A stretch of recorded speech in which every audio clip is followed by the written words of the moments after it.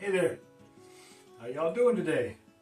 So it's Davey coming to you from my gear room, and I'm going to do a review of my food plan for this next section hike. In a couple of days on June 1st, I'm going to hit the Ice Age Trail for about a 125 mile or so section hike over the course of 7 days. And I'm going to start by talking about my food plan a little bit, and then I'm going to show you how I pack everything up. And this time, instead of having it all pre-planned, I thought I'd show you how completely disorganized a person's gear room can get. And this is more like real life hiking. I think this is probably what happens for most of us when we go backpacking. It's not all neatly laid out yet. Hopefully I have everything in the gear room that I need, but we'll see. So for the meal plan, it's pretty similar to my previous plans. My breakfast is going to be a couple of teaspoons of instant Starbucks coffee and some bean broth protein powder that I get from Paleo Valley. It's chocolate flavored, so it's kind of like a mocha latte. And then I'm going to have a meat stick to go with that, a naturally fermented beef stick, also from Paleo Valley. It's either beef or pork. I don't remember which one I have right now. So that's in the first bag that I have here. And this is going to go on the outside of my backpack as I pack up, because I'll need this on day one. This is day one's lunch and snacks and stuff like that. This is breakfast. The pork sticks, like I said, and the mocha lattes with the bean broth protein. This is my bag of snacks this time. I'm carrying some Bar You Eat bars, and some Paleo Valley meat sticks, and some smaller, shorter length Archer meat sticks. And then my lunches are going to be half of a Meals to Go bar from Green Belly. I really like these things. They're pretty filling. I only eat half of them. It's about 600 calories for a full pack, so I eat one half of that at lunch, and then I'll also have some meat sticks or some other stuff with it. And then dinner, like I said, is going to be ramen and either a tuna packet or a chicken packet, and 2 packages of olive oil in each one. It's a little bit less food than I took last time because I ended up bringing a fair amount of food home, which kind of ticks me off. I'm trying to get better at planning. It's really hard to eat a large quantity of food for me while I'm hiking, so I'm not going to do that this time. I think this is enough calories for this trip, but I'm not going to have to resupply. So this is a 7-day hike, over 125 miles. I've got 2 town stops. Because of where the route is, as you'll see on the videos in the coming days, I have to pre-plan all of my camping spots, because I have to either reserve something with the Wisconsin State Parks, like I do in most nights, or I have to stay at a designated camping area, or I stay in a hotel.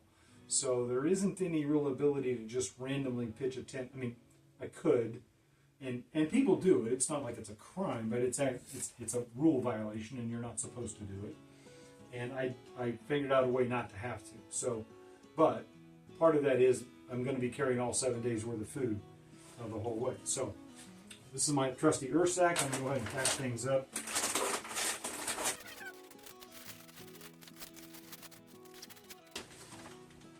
And then, like usual, I'm going to go ahead and put my cook pot, and this has my stove, my fuel canister, and the peat for the stove in it. In my food bag, just so I can find it. This is not a part of a trail where there will be bears or anything, so I don't have to worry too much about that. But you might have noticed all of my food is still in a smelly proof bag, just to keep hopefully to keep it away from, say, raccoons and maybe porcupines, some other stuff that might be out there that might want to get up my bags, my food bags, like mice and things like that. I'm also going to be carrying a bag of my homemade trail mix. I just take a bunch of different kinds of raw nuts, like pecans and macadamia nuts and cashews, and then some pumpkin seeds in this one, maybe some almonds. And I roast them myself in the oven dry, and then I put a little paprika and a little salt on them and add in a few raisins. I have trail mix that hasn't been cooked in seed oils and is much healthier. That'll also go on the outside of the pack so I can eat it during the course of the day. And I'm not pre-proportioning that, I'm just bringing one big bag to munch on as I see fit throughout the days. So I guess I can start packing up the pack now. Again, I haven't laid everything out all organized like I usually do, so that you all can experience what it's like when you actually just pack stuff up. I'm off screen now, but I have a little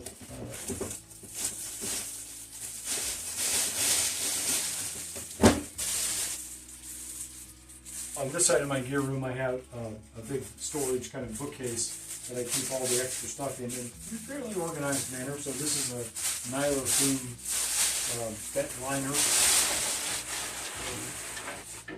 It's going to be pretty warm up in Wisconsin this next week, but the last couple of days there's about a 50% chance of rain. And as those folks who are familiar with hiking in the Midwest, a little bit like Appalachian, when they say 50% chance of rain, that really means it might not rain at all, it might sprinkle, you might get drenched. So I am going to go ahead and line the pack and take a spare pack liner in case this one will.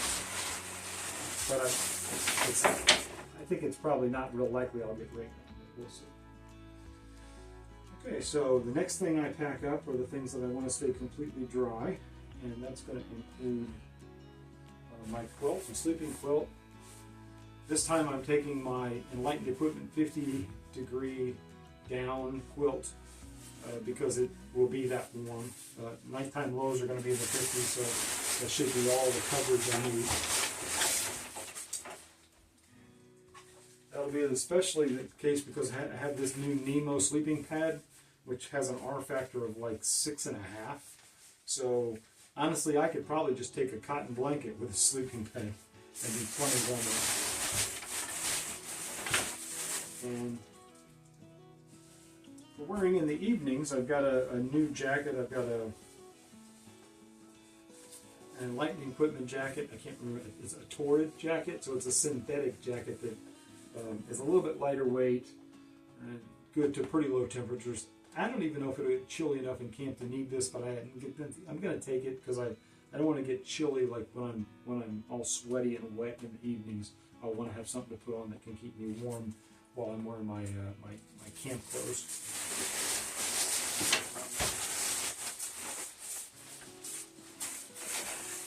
And I think that's all that I'm really worried about getting total. So I will tie up the nylon bag now.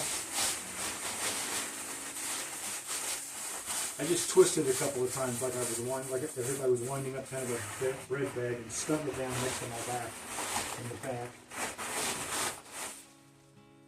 It looks like maybe the pack will stand up on its own here for a minute. Next, I think I will toss in my my clothing. Actually, correction. I think I am going to put the clothing inside the bag eventually. It's not supposed to rain until day 4 or 5, so for the first night I won't worry about that. I have a Dyneema, what was originally meant to be a food bag that I got from Elkhart Packs, but has become my clothing bag and then at night my pillowcase. So I've quit carrying a pillow. Now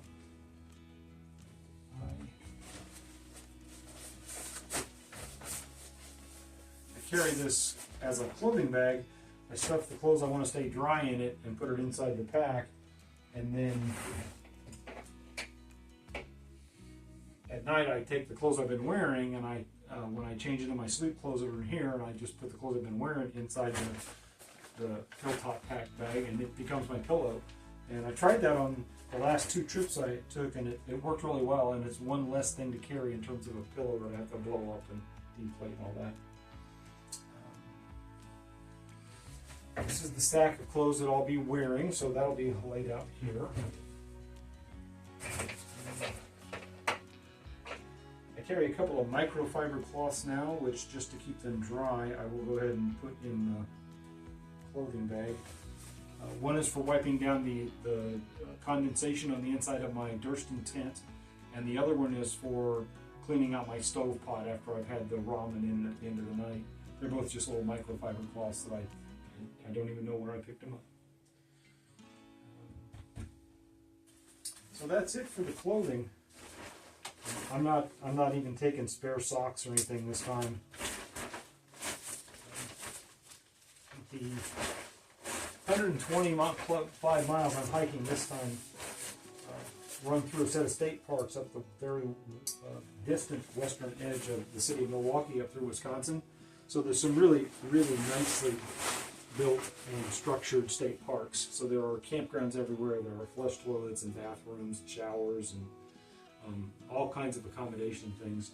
And I go through at least 2, actually 3 or 4 small towns. So if I needed a spare pair of socks, I could just stop and buy something.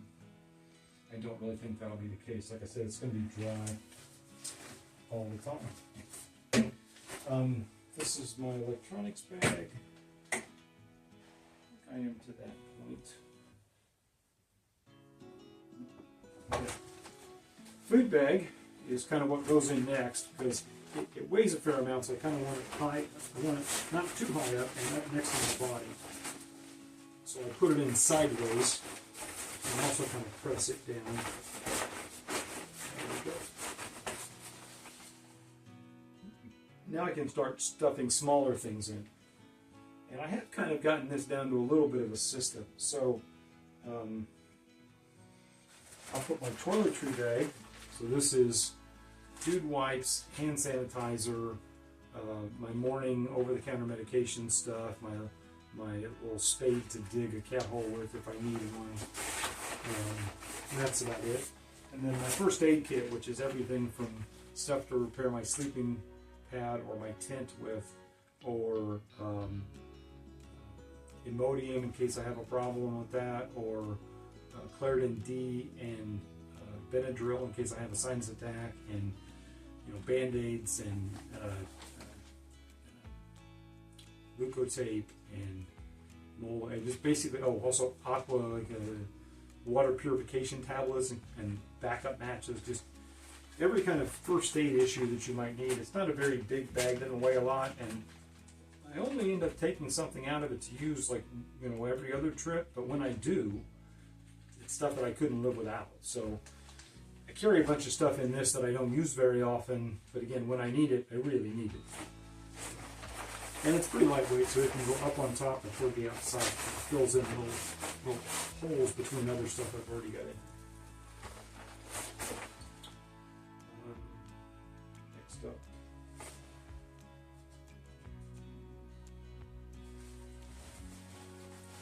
I have to set something underneath the backpack at this point to keep it standing. It's a little top front heavy right now. Over here, have my Durston tent and my tent stakes. I put the Durston in, so I carry it around. I have a couple of Durstons, but I'm hiking this time with the one-person X-Mid Pro. That's Dyneema. It's really lightweight, it breathes well, it has good ventilation, which will be important this time because it's actually going to be a little bit warm. And then I'll put the tent stakes in one of the side pockets because they're kind of long and straight.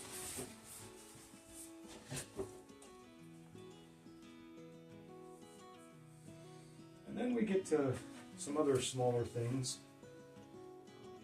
I'll be carrying a bug net because it's that time of year. It's June in Wisconsin. There, I'm likely to run into some mosquitoes and other kinds of bugs.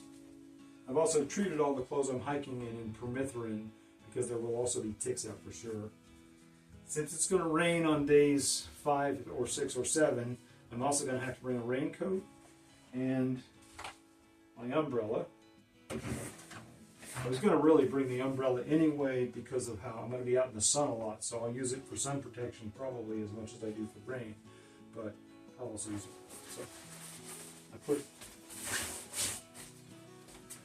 the personal protective stuff like the bug net and the rain jacket in one side, and I put longer things like the tent poles and my hairbrush on the other side, like a form factor thing. And then put my umbrella, which is also again for sun and for rain, down in the side pocket.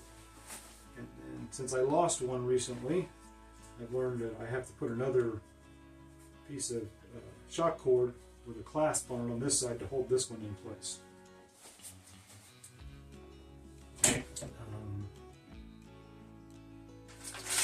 Today's food, the snacks and lunch and all that, I put in the outside pocket so I can get to them during the day without opening up the whole pack.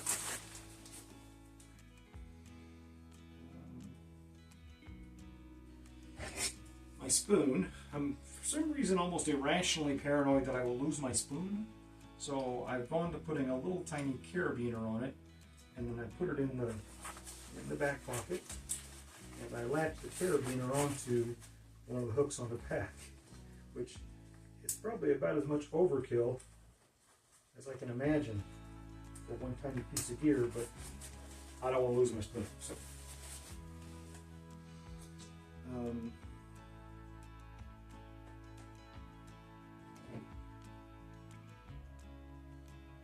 I have a lighter which I forgot to pack, so for the first day I'll just carry it in my waistband.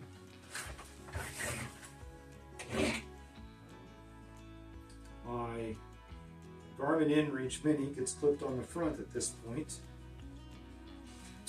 I have a new sweat cloth this time. I've gone to a microfiber cloth instead of a bandana because I found the microfiber does a better job of mopping up sweat than the traditional cotton bandanas I have been wearing. I'll be carrying in my pockets a Sawyer squeeze filter with a coupling. I'll end up carrying these in the pocket of my pants, but for today, for transportation, I'll put it in the pocket on the back. And then I have a 2-liter and a 3-liter CNOC bag for dipping water. And this time I'm only going to take the smaller one, the 2-liter one, because most of the places I'm going to be hiking this time, there's water available at those campgrounds I'm staying at and from other public taps. So I want to be able to filter water if I have to, as almost like a first aid backup kind of thing. But I may not end up using my water filtration system much at all on this trip, because that's how different a trip it is in terms of the course I'm hiking on. My electronics bag, I have the traditional, I have a headlamp, I have 2 power banks that are Nikkor 10 milliamp power banks. I have a wall charger that's USB-C, 2 USB-C to USB-C cables. I have a big solid state drive for taking my videos off of my phone on. And I think especially since it's not supposed to rain on the first couple of days, I'm going to go ahead and put this on top. Sometimes if it's going to rain really heavily, I'll put this down inside the nylon bag to keep the electronics dry. But I'm not too worried about that on the start of this trip, at least for really at least 3 or 4 days, maybe 5 days. I also still wear a fanny pack. I've been debating about stopping carrying this, but I'm going to go ahead and take it this time because I'm used to it. In it, I carry my JBL headphones. I have a small Swiss Army knife that also has toenail clippers on it, and a little pair of scissors and toothpick, things like that. I take, importantly this time and differently, I'll have some SPF 45 lip balm, and I'll also be taking picaridin insect spray, which I'll put in here, and some sunblock that's 50 SPF. Because it's likely to be really sunny and really hot, and I'll be out on a prairie, so I'll have a lot more sun exposure I have to think about. It's actually probably one of the better uses of my umbrella this time also.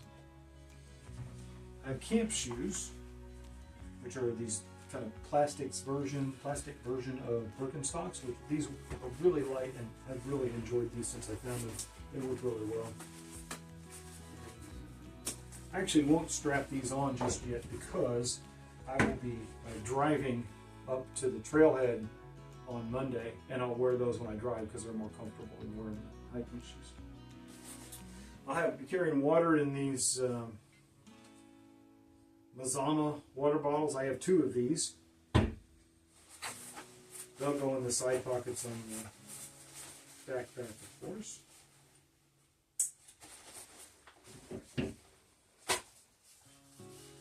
I've got this is a small plastic ground sheet that I carry to put down as like a doormat outside my tent, but also to put my feet on when I take a pack off break, where I also take my boots off. And then I have a big closed cell phone, small closed cell phone pad that I use as a sit pad throughout the day. And my REI Flash Air 50 has a little Y strap across the top, so I can clip this in place and then tension it down. And that's really about it. I'm going to give it a quick weigh. I think this is, this is everything that I'm going to start the trail with. And basically 4 days of lunch and dinner, and 6 days of lunches and snacks, 4 days of breakfast and dinner. And without water, this comes in at 20 pounds. So with water, I'll be at 24 pounds, maybe 25 on day one.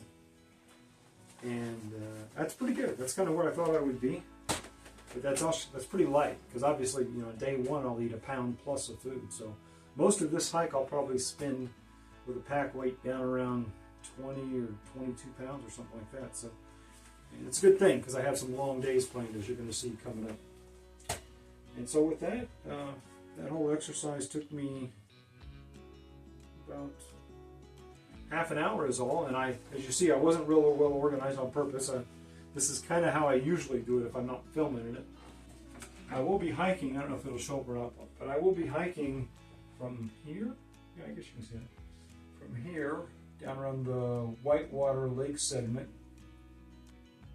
up through Lowe's Lake and Slinger, and all the way up here to a place called the Bud Creek. So it's this whole 125-mile section up the eastern end of the Ice Age Trail that I'll be doing in the next week. So wish me luck and follow along, and you can hit like and subscribe and share it with your friends, and comment if you got any feedback for me on all of this. Other than that, all I got to say is happy trails, and thanks for following along on my channel.